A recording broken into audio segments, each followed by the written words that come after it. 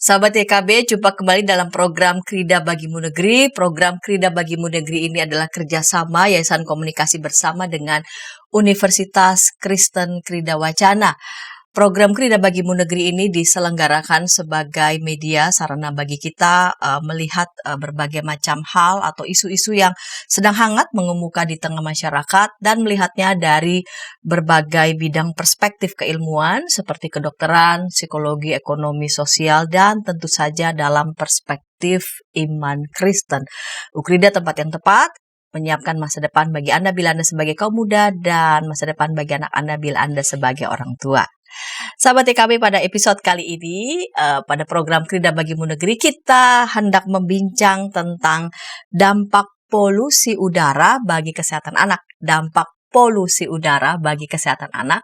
Dan untuk membincang tentang hal yang sangat hangat ini ya, tentang polusi udara ini yang sudah mengepung kita, telah hadir di studio narasumber Dr. Rudy Ciulianto, SPA, CIMI. Salam jumpa, Dokter Rudy. Halo, salam jumpa, sahabat YKB. Kembali berjumpa. Dokter Rudy Ciulianto, spesialis anak, Certified Infant Massage Instructor. Betul. Ya, jadi instruktur pijat bayi tersertifikat. Iya. Iya, tersertifikat. Ya, jadi nggak sembarang pijat ini. Betul. Bukan tukang pijat. Oh, iya. Bukan tukang pijat. Oke. Ya, Dok, Ya. kita membincang tentang dampak polusi udara Yes, ya. ya. Yang sudah mengepung kita begitu ya. Dan tampaknya kita ya sudah jalan saja. Atau mungkin Anda Pasrah. berpikir. Tapi ya, kenapa polusi udara itu berbahaya sih, Dok? Ya. Jadi polusi udara ini adalah kan sebetulnya sebuah pencemaran ya, pencemaran udara. Masalah lingkungan yang bisa memberikan dampak buruk bagi kesehatan makhluk hidup. Kenapa bisa berdampak? Ya, artinya pencemaran udara berarti ada satu atau lebih substans fisik, kimia atau biologi yang berlebihan di udara yang kita hirup. Substansi atau zat zat fisik atau kimia yang berbahaya bagi makhluk hidup, manusia, hewan, tumbuhan bahkan ya. Nah, apabila terjadi paparan yang lama, jangka panjang, ini bisa memberikan problem atau dampak kesehatan yang buruk, nah, terutama untuk anak-anak yang karena kenapa? Anak-anak ini adalah kelompok rentan, gitu, kelompok rentan. Ya, jadi ada satu zat atau lebih, ya. Dalam rentang waktu yang lama, beredar di udara. Di udara. Sementara kita kan bernapas nonstop ya. 1 kali 24 jam. Betul, kita hari hirup. Ya. Kalau makan kita ada waktu stopnya. Tapi kalau bernapas tanpa kita sadari kita bernapas nonstop 1 kali 24 jam. Kalau kualitas udara yang kita hirup tidak bagus, ya artinya itu kan masuk ke dalam tubuh kita. Lama-kelamaan akan memberikan dampak yang signifikan untuk kesehatan. Nah, kalau dilihat dari sisi usia, anak adalah kelompok rentan. Iya. Betul. Dokter mengatakan itu mempengaruhi kesehatan dan lebih khusus mempengaruhi kesehatan anak. Gitu. Betul. Ya. Kelompok paling rentan itu. Apa saja yang dapat mempengaruhi ini kesehatan bagi anak, tumbuh kembang bagi anak? Iya. Apa saja dampaknya ya. Jadi pertama-tama kenapa saya mengatakan anak ini adalah kelompok rentan ya.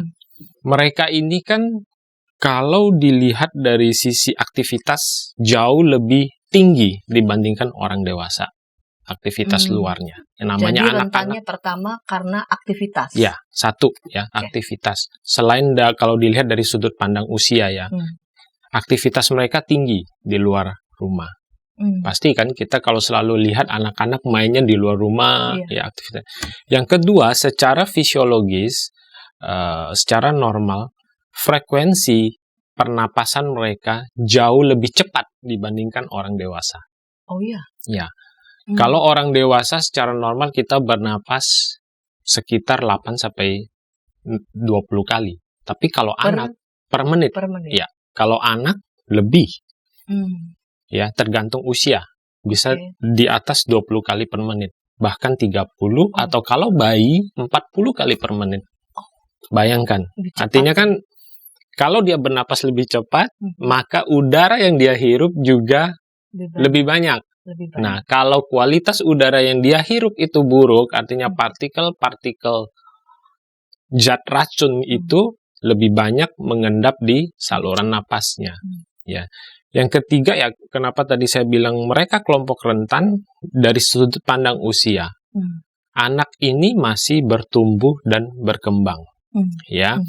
Dalam arti kata, proses bertumbuh dan berkembang mereka lagi berjalan, ya, termasuk saluran pernapasan mereka. Nah, dampak apa yang bisa terjadi kalau mereka terpapar ya dengan partikel-partikel yang zat racun ini masuk ke dalam saluran pernapasan, itu bisa menghambat perkembangan, ya. Contohnya apa? Kalau partikel zat racun ini mengendap ke dalam saluran pernapasan yang dia hirup, itu bisa dalam jangka waktu pendek itu bisa memberikan alergi, ya, asma, bahkan sampai infeksi saluran pernapasan seperti pneumonia yang kita takutkan, bronkitis, atau kalau jangka panjang bahkan bisa memicu terjadinya keganasan atau kanker saluran pernapasan. Itu. Jadi karena tadi dokter bilang rentannya karena selain memang usia dan tumbuh kembangnya masih terus berproses, begitu ya. Betul. Lalu mereka bernafas lebih banyak, aktif. lebih sering, dan juga lebih aktif. Betul, begitu. Aktivitas. Kalau udara yang mereka hirup terkontaminasi dengan racun, maka bisa bayangkan bagaimana itu akan berpengaruh pada tumbuh kembang mereka. Betul. Berikutnya, begitu. Betul. Ini kan polusi udaranya udah berapa bulan sih ini sudah ya? Beberapa 1-2 bulan terakhir lah. 1-2 bulan terakhir ya. Iya. Tuh. Jabodetabek nggak main-main. Jabodetabek. Ya. Betul. Hari apa itu ya? Depok paling atas malah. Udaranya paling beracun. Merahnya bener-bener udah. Dan polusi udara yang kita alami itu udah jadi perbincangan. Betul. Bukan cuma perbincangan kita loh, perbincangan dunia internasional. Betul, global. Betul. Nah, berkaitan dengan anak ya, apa dampak jangka pendek maupun jangka panjang untuk pertumbuhan anak? Kita mulai jangka pendeknya dulu lah. Ya. Jadi seperti yang saya sebutkan tadi ya, dalam proses paparan polusi ini itu bisa memicu atau bahkan memberikan dampak kesehatan ya. Dalam jangka pendek ya, mereka bahkan ya bisa memicu yang namanya gejala alergi. Ya. Itu bisa timbul saat itu juga. Kalau alergi ya. Karena kan ada partikel yang masuk ke dalam saluran napas. Bisa, kalau dia punya riwayat asma, bisa memicu serangan asma. Saat itu juga. Ya, sesak napas ya, atau sulit bernapas. Bahkan sampai ke infeksi saluran pernapasan seperti pneumonia. Pneumonia ini masih menjadi pembunuh yang pertama untuk infeksi saluran pernapasan, baik secara global maupun data secara nasional. Pneumonia, ya, penyakit saluran pernapasan yang angka mortalitas atau angka kematiannya paling tinggi adalah pneumonia. Itu baik data secara global ataupun data secara nasional, masih urutan pertama. Ya. Nah, Lalu apa saja lagi selain pneumonia? Ada juga yang kita kenal dengan istilah bronkitis. Ya, bronkitis itu juga termasuk. Itu untuk jangka pendeknya, ya, bisa memicu ke arah sana, gitu. Itu dampak yang cukup berbahaya ya buat kesehatan si anak kalau mereka terus terpapar dengan kualitas udara yang buruk. Bahkan dari data terakhir yang saya lihat di Kementerian Kesehatan, ya, sejak adanya polusi udara ini yang muncul, itu pneumonia itu urutan tertinggi, setelah itu diikuti dengan asma. Sejak polusi udara ini muncul. Iya. Pertama pneumonia yang mengancam ya. Iya. Kedua asma. Nah. Dan secara data rumah sakit ataupun yang berobat dengan gejala infeksi saluran pernapasan itu meningkat dalam periode 2 bulan terakhir. Meningkat. Untuk anak. Dari rentang usia? Dari rentang usia bayi hingga usia sekolah. Usia sekolah. Iya. Memenuhi rumah sakit berarti sekarang. Banyak. Baik yang berobat rawat jalan maupun yang rawat inap. Pada aktivitas sekolah mereka terus. Iya, terus berjalan. Tidak di rumah. Tidak di rumah. Di luar. Belum lagi kegiatan ekstra kurikuler. Betul. Begitu. Nah, ini kan sebegitu membahayakan ya dok ya. Jadi ini sudah sebulan sampai 2 bulan begitu. Itu jangka pendek. Ya. Bisa langsung kena saat itu juga. Yes. Entah itu alergi, entah itu asma, bronkitis. Nah, pengaruh untuk jangka panjangnya, dampak jangka panjangnya ini apa kalau terus menerus ya. Harapan kita pemerintah ya bisa mengambil kebijakan, tapi ini kalau terus menerus apa dampaknya? Kita akan bicarakan tuh segmen kedua, namun sebelumnya kita dengarkan pesan-pesan berikut ini. Kita jumpa dalam acara pembangunan jemaat kerjasama antara YKB GKI dan LPP. Pembangunan jemaat setiap Senin pada minggu kedua dan keempat pukul 8 malam waktu Indonesia Barat. Dapat Anda nikmati di channel YKB GKI TV. Dari kungkungan malam gelap. Nyanyikanlah nyanyian baru. Setiap hari Rabu, pukul 12 waktu Indonesia Barat. Dapat Anda nikmati di channel lagu rohani YKB GKI TV.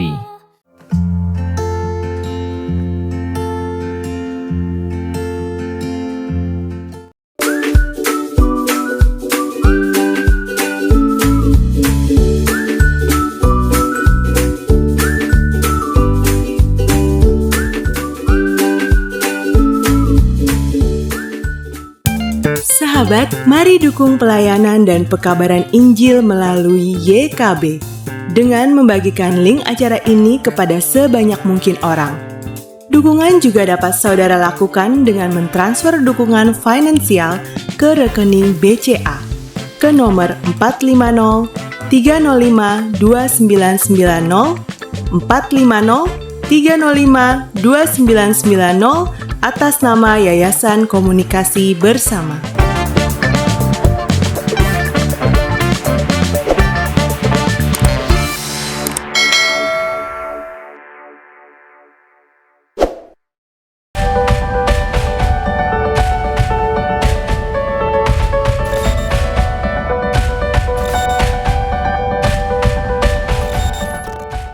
Sahabat, senang masih bersama dengan kami dalam program Krida Bagimu Negeri. Pada episode kali ini kita membincang dampak polusi udara bagi kesehatan anak, dampak polusi udara bagi kesehatan anak.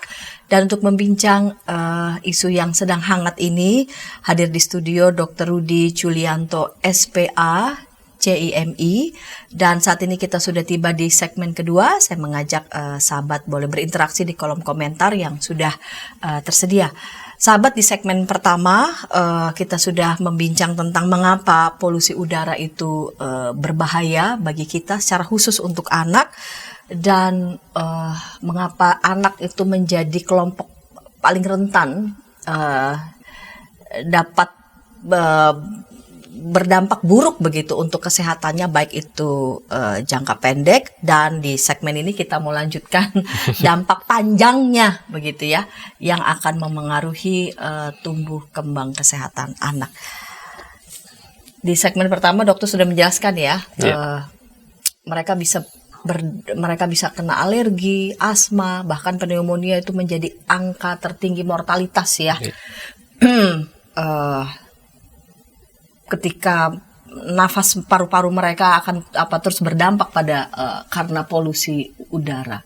Lalu apa jangka panjangnya nih kalau ini terus-menerus bagi kesehatan anak? Ya, tentunya kalau kita berbicara jangka pendek pasti ada jangka panjangnya ya. Ya.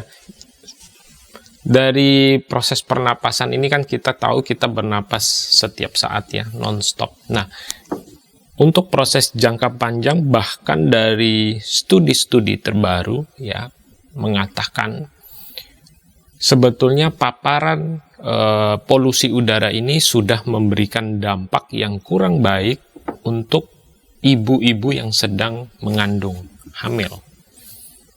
Ya, dampaknya apa?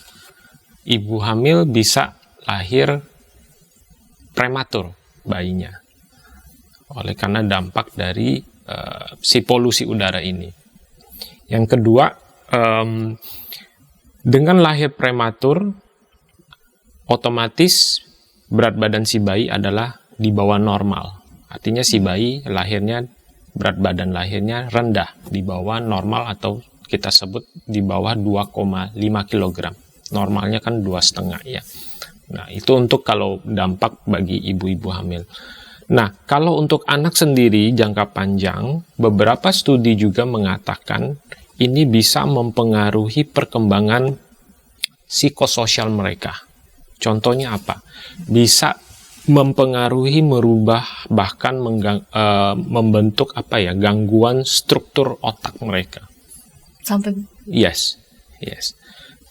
Mengubah struktur otak mereka, bahkan bisa memicu yang namanya kecemasan berlebih, depresi, ya, anxiety, depression, ya, bahkan ADHD, attention hyperactive deficit, ya, dan autism, ya, untuk si anak jangka panjangnya. Itu berdasarkan penelitian ya, penelitian terbaru. Bukan berdasarkan kira-kira ya? Bukan berdasarkan kira-kira. Jadi memang kalau kita cari di penelitian terbaru itu banyak yang sudah meneliti tentang hal itu, dan banyak. Sampai sebegitu signifikannya dampak polusi udara untuk perkembangan anak. Ya, kalau untuk saluran pernapasan, dampak jangka panjang yang bisa memicu sampai ke keganasan. Kanker paru, ya. Itu bisa. Ini membincang ini aja udah serem dok. Iya, ya. Betul. Iya, karena memang bicara tentang anak, sebelum itu mengenai anak ya, terkena pada anak, berarti pada ibunya lebih dulu. Iya, gitu ya. Iya. Ibu yang mengandung kan ada banyak begitu. Betul.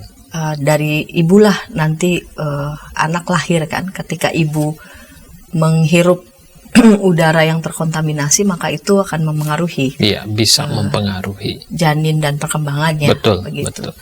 Dan ketika lahir pun itu akan berdampak pada hal-hal yang tadi dokter sudah sampaikan. Bagaimana kita bisa mengenali, orang tua ditolong untuk mengenali gejala-gejalanya? Ya. Bagi anak, ketika anak mengalami dampak dari polusi udara. Ya, tentunya kalau yang paling sering terjadi apabila anak terpapar dengan zat polusi udara dalam durasi tertentu, ya yang paling cepat adalah maka mereka akan muncul yang namanya gejala saluran napas, ya. Paling sering adalah infeksi saluran napas.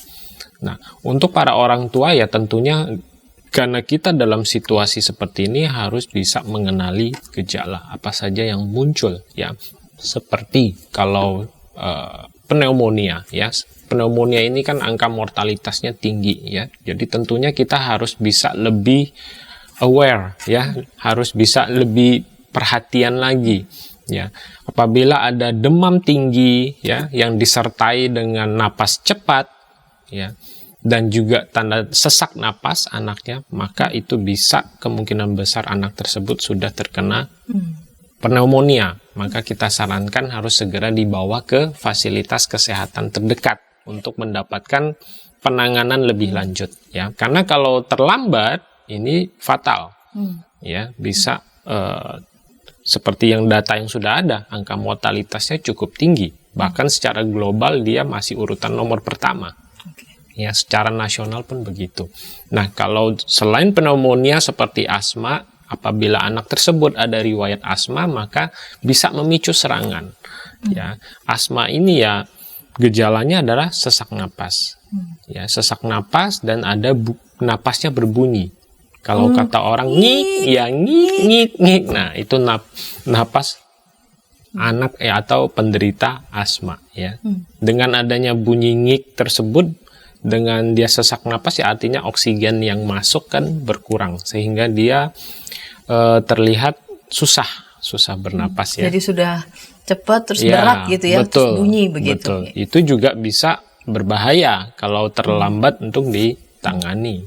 Ya, jadi setiap ada gejala saluran pernapasan, entah itu batuk atau pilek ya yang disertai demam ataupun tidak, ya dengan situasi atau kondisi saat ini ya, maka kita sarankan orang tua untuk segera memeriksakan anaknya.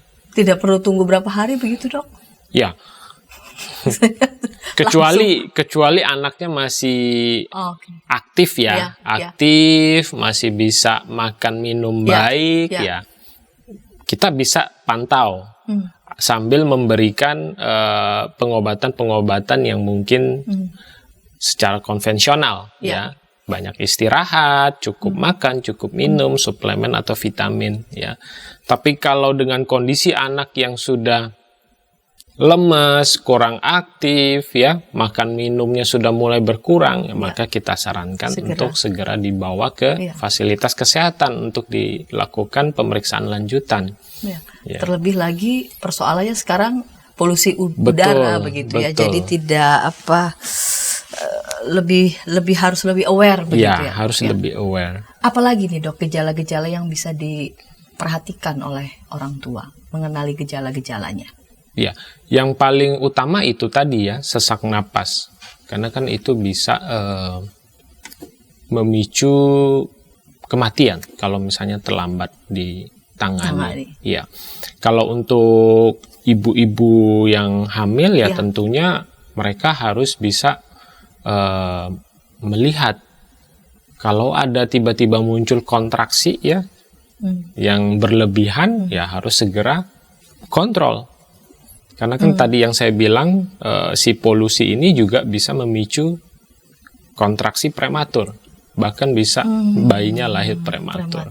Ya. Kalau memang ada gejala-gejala yang tidak biasanya, kontraksinya mulai sering kok kayak mules ya, pengen rasa-rasanya pengen, ya harus segera mendapatkan penanganan lebih lanjut dan dilakukan pemeriksaan. Dan juga tentunya untuk ibu-ibu hamil harus kontrol rutin supaya bayi yang dikandung atau janin bisa dilakukan pemeriksaan apakah pertumbuhannya sesuai dengan usia kehamilannya, sehingga bisa kita mungkin masih bisa diintervensi ya.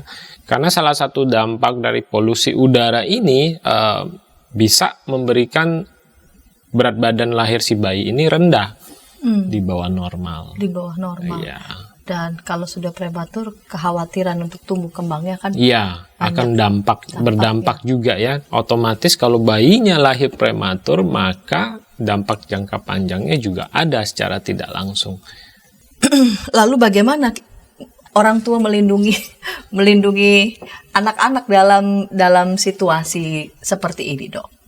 Iya, memang dari IDAI sendiri ya, dari Ikatan Dokter Anak Indonesia memberikan beberapa saran ya, tips rekomendasi untuk para orang tua dengan adanya dampak polusi yang sedang terjadi di kota-kota besar ya, bahkan Jabodetabek.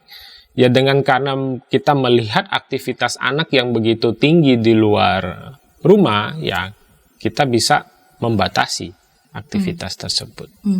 Ya, sehingga dengan harapan bahwa si anak paparannya terhadap polusi udara berkurang. Itu hal-hal yang bisa kita kontrol. Ya seperti bermain, kalau misalnya dia sering bermain di luar rumah, ya kita batasi lebih sering di dalam rumah. Di dalam rumah. Ya, tentunya karena kualitas udara kita sedang tidak baik-baik saja. Itu dia, saya merasa biasa-biasa saja, repot ya, karena mata kita aja mungkin nggak lihat dengan mata telanjang, kalau dengan alat udah nggak tahu lagi ini seperti apa. Berdasarkan angka uji kualitas udara kita memang paling buruk ya, bisa dikatakan dibandingkan dengan kota-kota besar yang di luar negara lainnya. Iya, betul. Dalam 2-3 bulan terakhir ini, sehingga maka angka kesakitan yang dampak untuk saluran pernapasan ini meningkat tajam. Ya. Bahkan ada beberapa pasien saya, dok, anak saya kalau dibawa pulang ke daerah ya yang di luar Jabodetabek, sembuh katanya. Hilang. Tapi saat kembali ke sini jadi sakit lagi, dok. Ya memang seperti itu saya bilang, karena proses bernapas ini kita kan nggak bisa kontrol ya. Tanpa kita sadari ya kita bernapas setiap saat, setiap detik kita bernapas. Bahkan dalam 1 menit kan tadi saya bilang, untuk orang dewasa aja bisa 8-20 kali per menit kita bernapas menghirup udara. Kalau kualitas udara tersebut buruk, maka kita menghirup itu setiap saat. Jelas sekali ya. Kalau saya bawa ke kota yang tidak terkontaminasi polusi udara, kok anak saya sehat. Begitu saya bawa balik lagi, sakit. Muncul lagi. Ya, karena kualitas udara tersebut ya. Kita lihat saja kualitas udara di Jakarta. Bahkan kalau tidak mau pagi, siang, sore itu kabut. Betul. Ya. Orang pikir mau hujan apa? Mendung, padahal bukan, itu karena polusi. Baik dok, kita akan lanjutkan di segmen ketiga tentang tips ya, orang tua bagaimanapun dalam situasi-situasi seperti ini berupaya tetap bisa memberikan yang terbaik ini. Kita akan lanjut segmen 3, namun sebelumnya kita dengarkan pesan-pesan berikut ini. Tanganku dipegang. Injil dalam Melodi. Setiap hari Kamis, pukul 12 waktu Indonesia Barat. Dapat Anda nikmati di channel Bedah Lagu YKB GKI TV.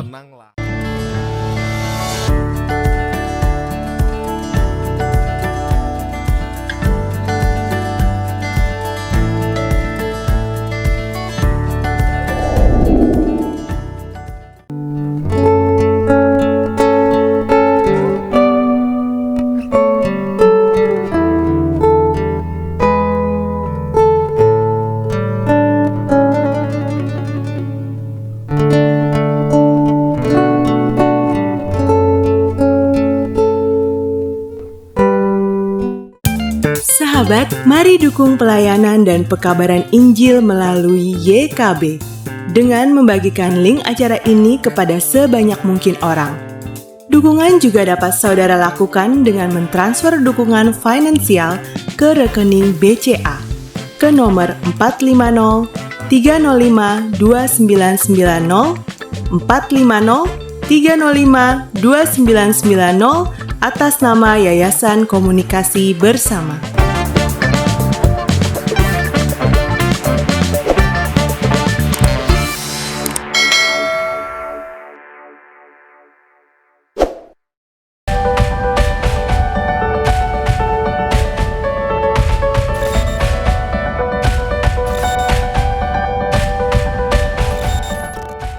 Sahabat, senang masih bersama dengan kami dalam program Krida Bagimu Negeri. Pada episode kali ini kita membincang dampak polusi udara bagi kesehatan anak. Dampak polusi udara bagi kesehatan anak. Saya mengundang sahabat boleh berinteraksi di kolom komentar yang sudah tersedia. Dengan senang hati narasumber pada episode kali ini Dr. Rudy Julianto dapat merespon tanggapan ataupun juga pertanyaan dari para sahabat. Kita sudah tiba di segmen ketiga, tiba di segmen penutup ini. Baik dok, di segmen ketiga ini tadi dokter tadi sudah sempat menyampaikan sedikit ini tentang apa yang bisa orang tua lakukan untuk melindungi anak,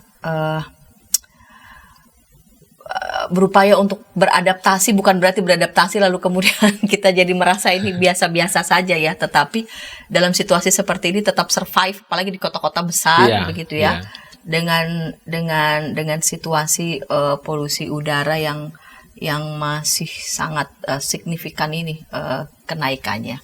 Apalagi nih dok tipsnya nih untuk orang tua, untuk para orang tua tentunya ya tentunya kita bisa melakukan hal-hal yang bisa kita kontrol ya. Tapi kalau kembali lagi, kalau kita bernapas itu sesuatu yang tidak bisa kita kontrol. Iya itu betul. Nggak ada kan intermittent bernapas.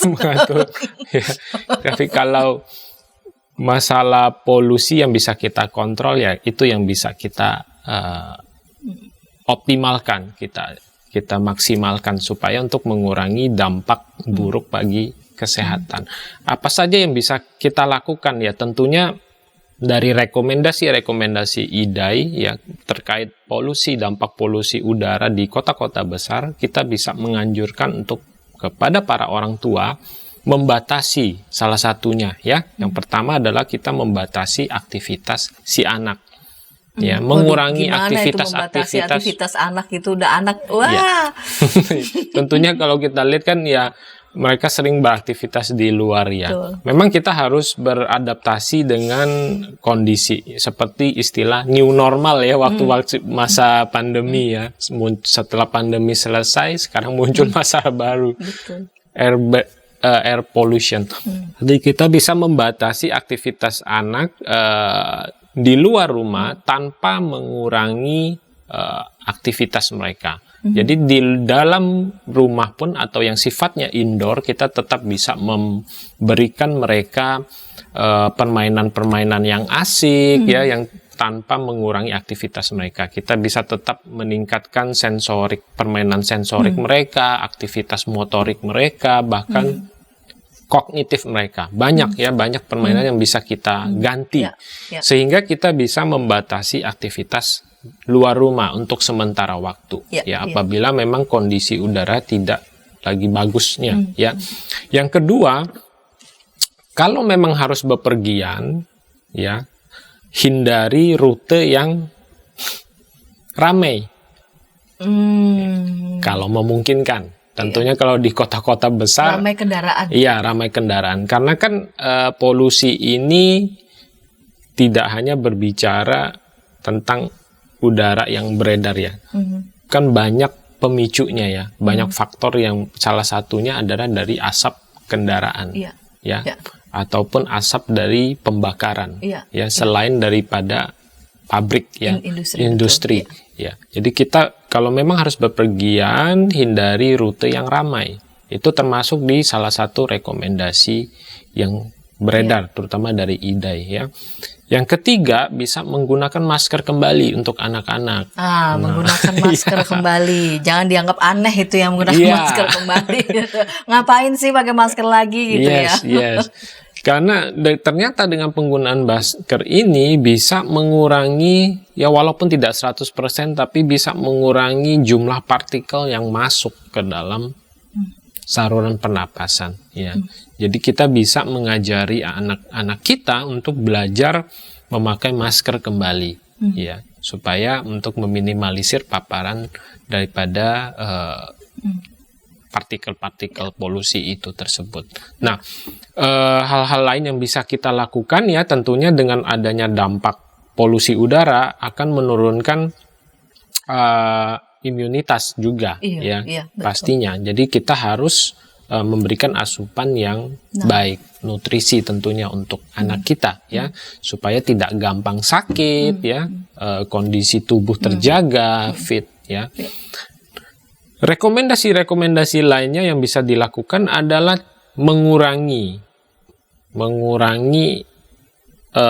aktivitas atau kegiatan yang bisa meningkatkan polusi tentunya. Seperti membakar sampah sembarangan ya. Udah panas begini, udah polusi tambah bisa sampah. Betul, bisa mengurangi penggunaan alat-alat transportasi pribadi. Itu kan sebetulnya juga sudah menjadi himbauan pemerintah dalam mengurangi polusi ya. Lebih banyak naik transportasi public transportation yang sudah disediakan. Sekarang udah ada LRT, MRT, kereta cepat. Itu juga sebetulnya pemerintah juga udah berusaha semaksimal mungkin untuk membantu mengurangi polusi udara. Walaupun masih banyak sumber-sumber lainnya, seperti dari pembangkit listrik, industri-industri. Masih ada itu. Iya. Tadi dokter sempat kan menyampaikan ketika anak sudah muncul nih gejala begitu ya, berkaitan dengan pernafasannya, gangguan pada pernafasannya, segera ke dokter gitu. Nah, sebelum ke dokter begitu dok, sebelum ke dokter, apakah bisa begitu orang tua cukup memberikan memberikan obat-obatan yang memang dirasa cukup ini dulu lah begitu sebelum ke dokter?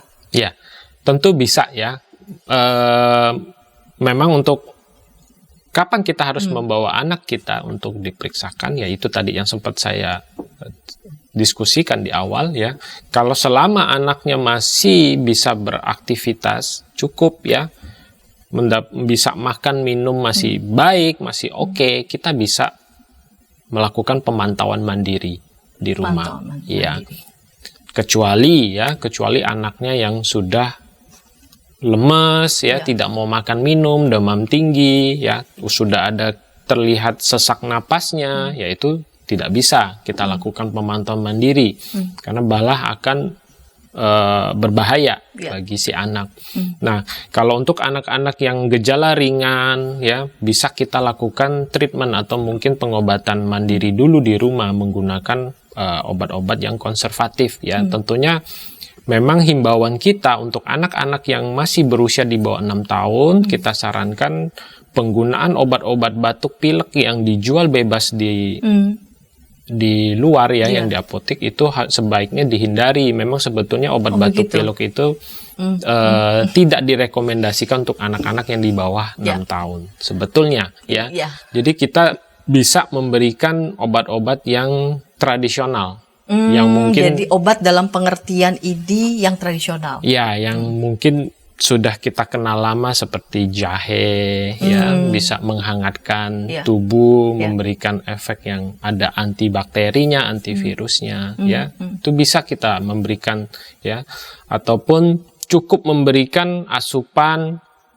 Kita jaga saja asupannya ya, makan minum bagus, nutrisinya kita jaga. Yang masih mendapatkan ASI, kita tetap memberikan ASI ya. Karena pada dasarnya gejala infeksi saluran pernapasan seperti batuk pilek yang ringan ini bisa sembuh sendiri.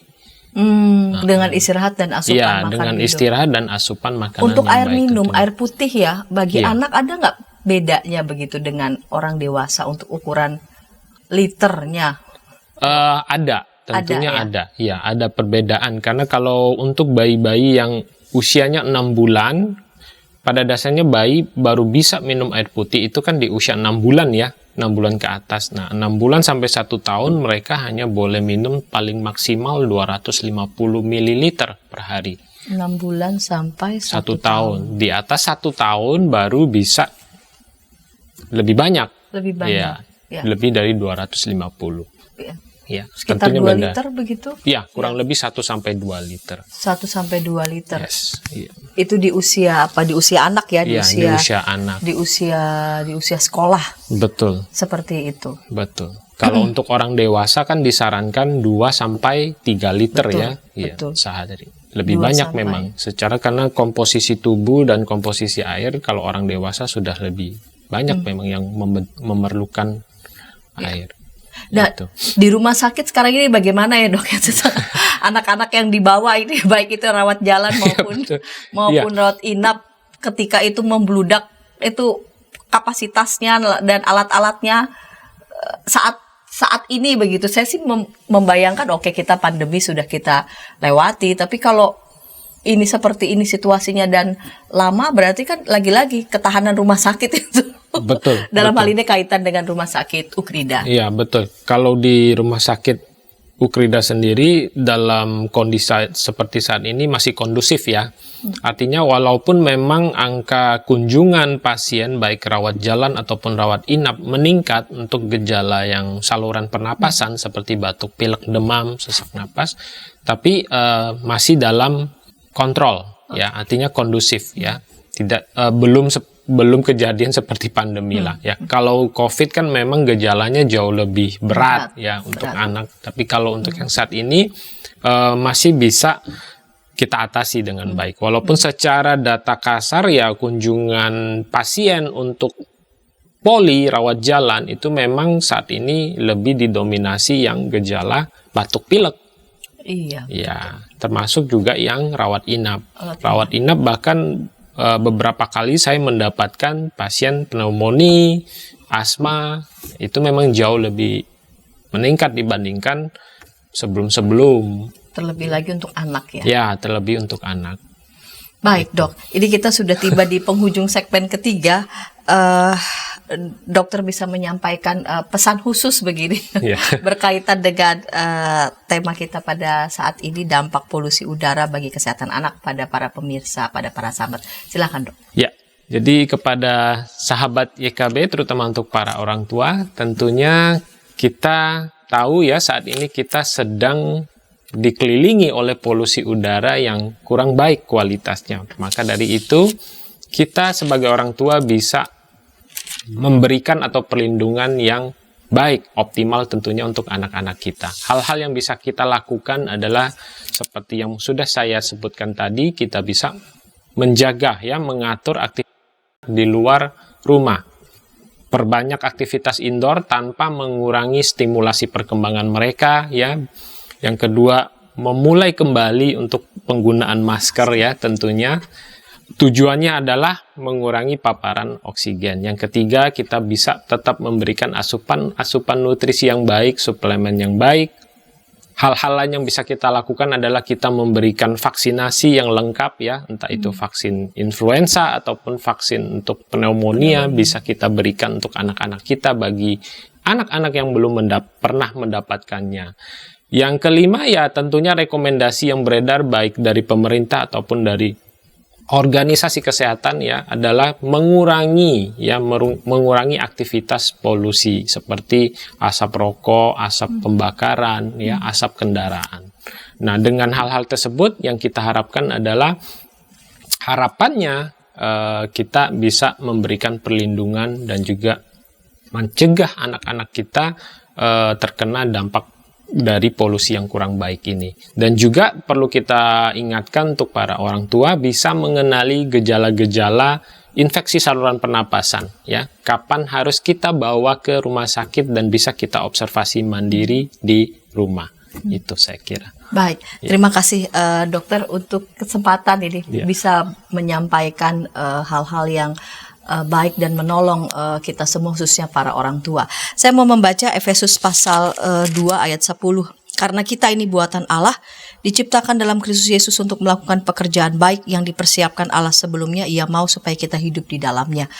Allah menciptakan baik manusia dan seluruh alam ini baik adanya, sungguh baik adanya. Maka tugas tanggung jawab kita untuk dapat merawat dan memelihara alam ciptaan ini, termasuk udara. Ya, kita tidak bisa hidup terpisah dari sekitar kita, udara yang kita hirup. Karena itu tanggung jawab kita juga untuk bisa melakukan pekerjaan-pekerjaan baik sehingga udara di mana udara kita bisa yang kita hirup ini ya tidak terkontaminasi. Untuk kita semua, kita tidak menginginkan anak-anak yang lahir tumbuh kembang mendapatkan dampak buruk dan akan memengaruhi kesehatan mereka. Dengan kesehatan yang buruk bagi anak-anak itu juga kan akan memengaruhi generasi macam apa yang mau kita ciptakan bagi bangsa dan negara. Terima kasih ya Dok. Sampai jumpa di episode yang akan datang dengan topik menarik lainnya dalam program Krida Bagimu Negeri. Sampai jumpa.